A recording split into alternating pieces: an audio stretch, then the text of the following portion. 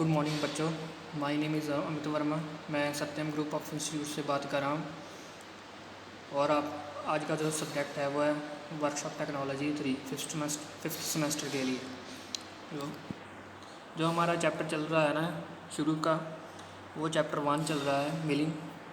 Milling के में आज बात करेंगे कौन सा टॉपिक। आज जो हमारा टॉपिक है वो है मिलिंग मेथड्स। अप मिलिंग, दो तरह के मिलिंग मेथड्स होते हैं, up milling and down milling. ये भी आपको डिफरेंस एग्ज़ाम में आ सकता है, या फिर ये 3 मार्क्स क्वेश्चन में आ सकता है या 1 मार्क क्वेश्चन में आ सकता है। फर्स्ट है अप मिलिंग। अप मिलिंग और डाउन मिलिंग क्यों यूज़ करते हैं मिलिंग मशीन्स में? इसमें सिर्फ कटर की रोटेशन पर फ़र्क पड़ता है कि कटर किस तरफ जाता है, किस तरफ नहीं जाता है। यही है up milling and down milling. Up milling की बात करते हैं हम। अप मिलिंग में हम बात करेंगे in which the cutter and the feed move in the opposite direction, the rotary cutter moves against the feed. आपको डायग्राम के ज़रिए मैं बताता हूँ। डायग्राम में आपको दिखाया गया है जो एक कटर दिखाया गया है और एक नीचे है वर्क पीस।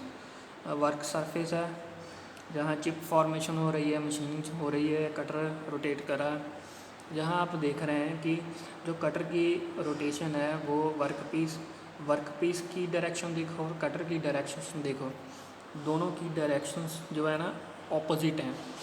कटर मूव कर रहा है वर्क पीस के ऑपोजिट। चिप फॉर्मेशन जो है यहाँ पर बहुत ज़्यादा होगी जब कटर रोटेट करेगा। होता क्या है, ये जो अप मिलिंग है ये यूज़ की जाती है आफ्टर कास्टिंग। जब कोई चीज़ हम कास्ट करते हैं ना, कास्टिंग के ज़रिए कोई चीज़ मैन्युफैक्चरिंग करते हैं ना, उसके बाद जब हम मशीनिंग करते हैं तब हम अप मिलिंग का यूज़ करते हैं।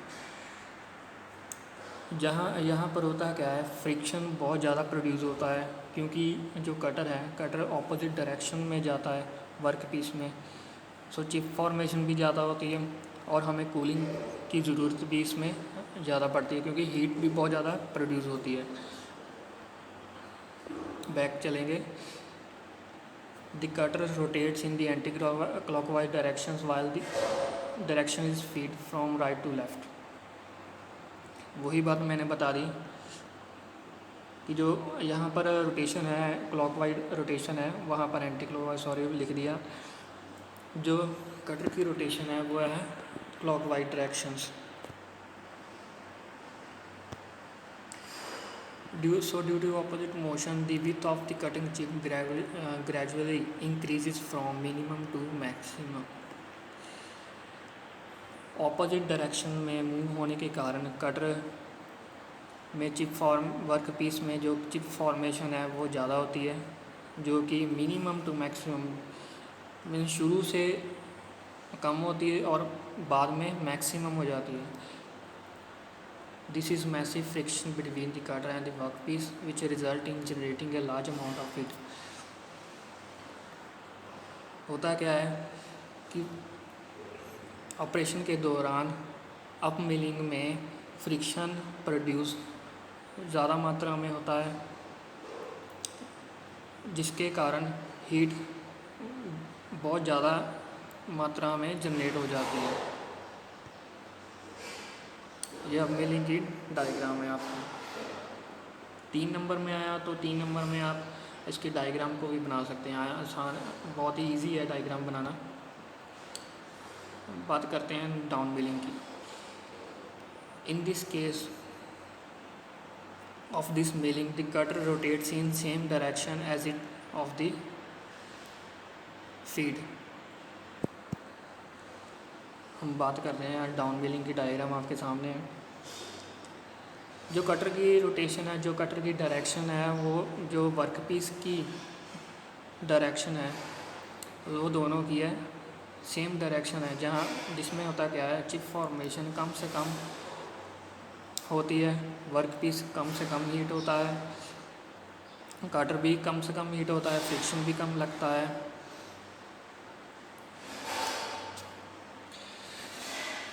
Therefore, the cutter and the feed are moving in same direction, the same amount of friction resulting in generation minimum heat। वही बात की है मैंने पहले भी की है कि कटर सेम डायरेक्शन में वर्क पीस के सेम डायरेक्शन में होने के कारण फ्रिक्शन कम प्रोड्यूस होता है, हीट भी कम प्रोड्यूस होती है। The thickness of the chip very from maximum to minimum during the process. Chip formation यहाँ पर अब मिलिंग से ऑपोजिट है कि यहाँ पर मैक्सिमम चिप फॉर्मेशन से मिनिमम हो जाती है, मींस कि पहले चिप फॉर्मेशन ज़्यादा होती है फिर कम होती है, ऐसा होता है इसमें।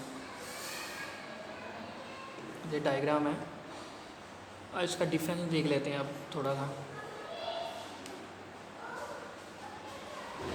This machine also called a conventional milling. पुराने समय में जो भी मिलिंग्स यूज़ होती थी वह तब अप मिलिंग का यूज़ किया जाता था। डाउन मिलिंग में this is called a climb down milling. ठीक है, मॉडर्न टाइप मिलिंग मशीन्स हैं जिसमें डाउन मिलिंग का यूज़ किया जाता है, जिसमें लेस फ्रिक्शन प्रोड्यूस होता है। The cutting force act upward, the cutting force act downward.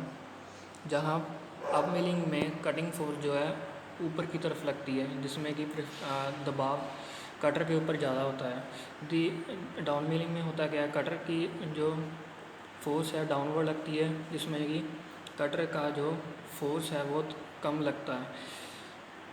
Mostly use in rough cutting operation, this is use for finishing operation. अब मिलिंग में होता क्या है, अब मिलिंग में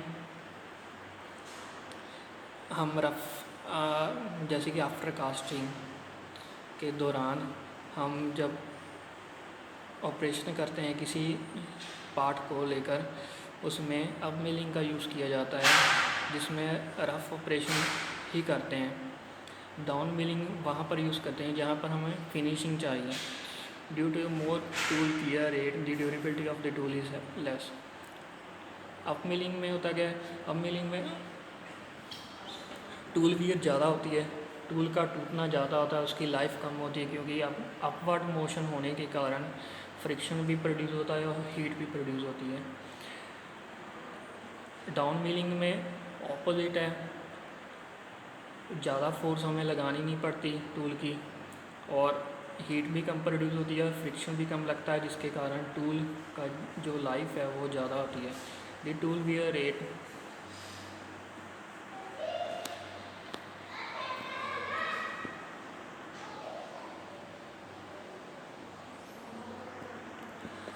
आगे बात करते हैं। Effective cooling is not required during cutting action.